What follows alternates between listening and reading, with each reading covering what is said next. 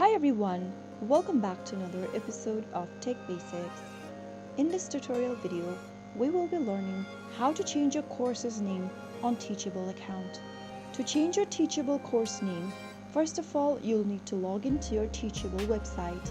Open up a web browser and go to the URL box and type in teachable.com. Make sure that you're logged into your Teachable account like you normally do. After you are logged into your account, go ahead and select your school that you want to change your name on. After you are done opening up your school, go ahead and click on this name of your course at the top. Click on Edit Title right next to Course Title. Now enter your course's name, replacing the previous one.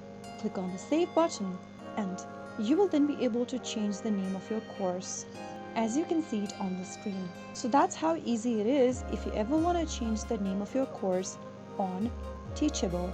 If you found the video to be helpful, go ahead and give us a thumbs up. Don't forget to subscribe to our channel by hitting the subscribe button.